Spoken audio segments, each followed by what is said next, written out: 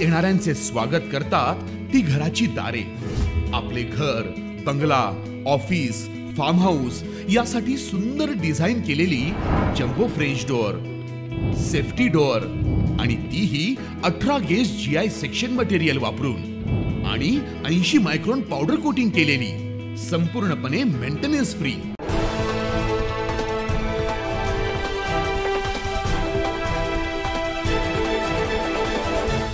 विधानसभा निवडणुकीच्या प्रचारासाठी अवघे 2 ते 3 दिवस शिल्लक आहेत.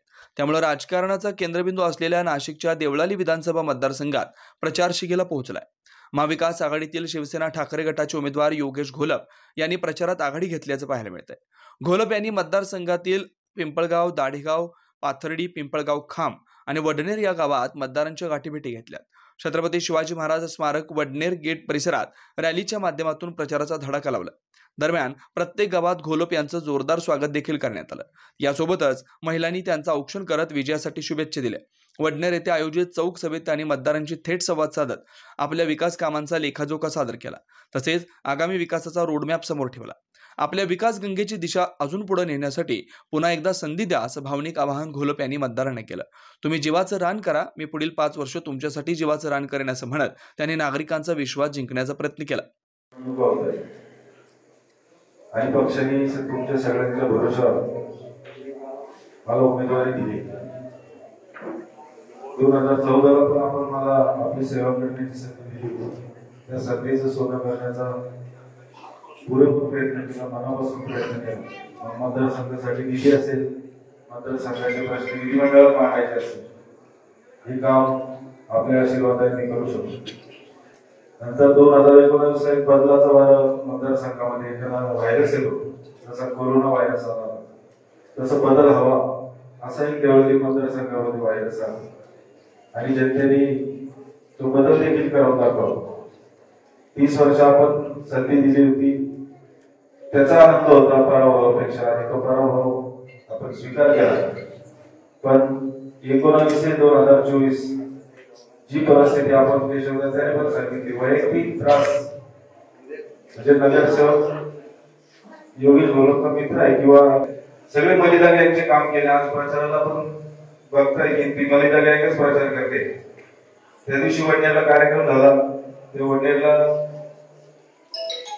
700 घेऊन माणसं गोळा करायची वेळ आली आणि तो भाव आता वाढत जाईल, पण लोक यायला तयार नाही.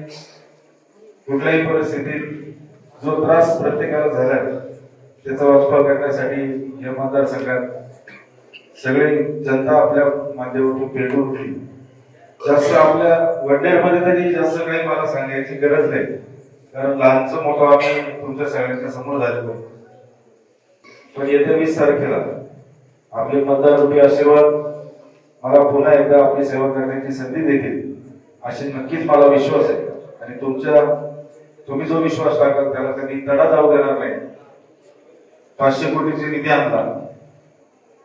भविष्यामध्ये मी आपल्याला शब्द देतो की 2024 ची निवडणूक होईल, त्याच्या पुढच्या निवडणुकीला मी आपल्या प्रत्येक गावामध्ये एकही काम शिल्लक ठेवणार नाही असा आपल्याला शब्द देतो. आपण एक विषय सांगितला लाडक्या बहिणीचा. आपल्यापेक्षा बहिणी हुशार आहे, त्यांना कळलंय. ज्यावेळेस 1500 रुपये लाडक्या बहिणीचे आले आणि ते किराणा वाढायला गेले 650 रुपये, तेलाचा डबा वाढलेला होता. म्हणजे लगेच 650 रुपये तेलाचा डबा वाढला, 100 रुपयाचा जंप 500 रुपयावर गेला. गॅसच्या टाकीची सबसिडी बंद झाली, 600 रुपयाची गॅसची टाकी 1200 रुपयावर गेली. बोलायला खूप काही सर्व महिलांना कळतं, कारण की महिला किराणा वाढायला जातात आणि त्यांना लगेच कळतं की एका बाजूने 1500 दिले, 5000 रुपये महिन्याला वाढवून दिले. त्यामुळे हे कोणीही त्या बोलतापणामध्ये बळी पडणार नाही. येत्या 20 तारखेला आपण आपलं मत मशालीला तर नक्की देणारच आहेत. पण माझी विनंती आहे आपल्याला जर निवडणूक जिंकायची असेल तर आपण आपल्या नातेवाईकांना एक फोन केला पाहिजे. विचार करा तुम्ही, लोकांना हे सरकार नकोय, हे आमदार नकोय. त्यांनी 30-20% कमिशन घेतलं आणि कमिशन करण्या म्हणून देवळाली मतदारसंघात या फेमस झाल्या. अशा महिलेला मतदान करण्यापेक्षा आपल्या ज्यांनी 30 वर्ष या मतदारसंघाचं नेतृत्व केलं आरोप करू शकले नाही. आपल्या कुटुंबाप्रमाणे हे लोक आपल्या सोबत राहिले. माझी तुम्हाला हात जोडून विनंती राहील, जसं माझ्या टायमाला तुम्ही जीव काढून आपले नातेवाईक असतील समजून सांगा.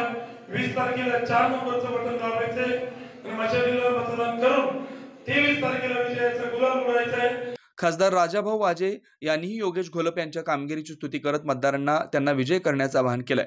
तसेच माजी समाज कल्याण मंत्री बबनराव घोलप यांनी आपल्या कार्यकाळात केलेल्या 7 धरणांच्या बांधकामाचा आणि गाव तेथे मंदिर संकल्पनेच्या अंमलबजावणीचा उल्लेख करत मतदारसंघाच्या विकासासाठी घोलप यांची गरज असल्याचं सांगितलं. आज केशवरावांनी मला कालच सांगितलं की पातळीपासून माझ्या गावापर्यंत जो प्रचाराची फेरी आहे त्याच्यात तुम्ही उपस्थित राहावं. मी आज जवळपास 20 दिवस झाले दिवसभर कोणत्या मतदारसंघात 7 मतदारसंघाची माझी जबाबदारी आहे, त्यामुळे मी फिरत असतो.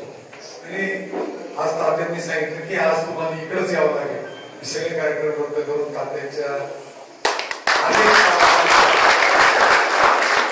ज्या पद्धतीने माझ्यासारखा नौका उमेदवार जेव्हा लोकसभेसाठी अचानकपणे आपल्या समोर आला आणि सर्वच मागचा विषय सोडून आदरणीय केशव तात्या आणि राष्ट्रवादी काँग्रेस असेल, काँग्रेस पक्ष असेल, शिवसेना पक्ष असेल, या सर्वांनी मिळून ज्या पद्धतीने उमेदवारी उचलून धरली, आपल्या सर्वांपर्यंत मला पोहोचवली आणि आपण सर्वांनीच मला लोकसभेपर्यंत पोहोचवले, त्याबद्दल आपले खरं तर मी व्यक्त केले पाहिजे.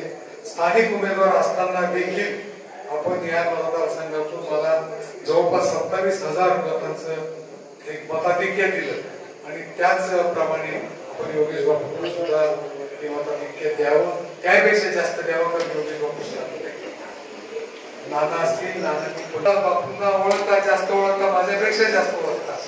परंतु 5 वर्ष आमदार असताना मी आणि बापू मी पण तेव्हाच आमदार होतो 14 ते 15. मी सिन्नर मतदारसंघाचं प्रतिनिधित्व करत होतो आणि बापू देवळालीचं करत होते. मी आपल्याला एक सांगू इच्छितो की विधानसभेच्या अधिवेशनाच्या वेळेस मी आणि योगेश बापू एका बाकावर बसले आणि आम्ही एका बाकावर बसताना वेगवेगळे प्रश्न जे असतील ते बरोबरीने मांडायचो.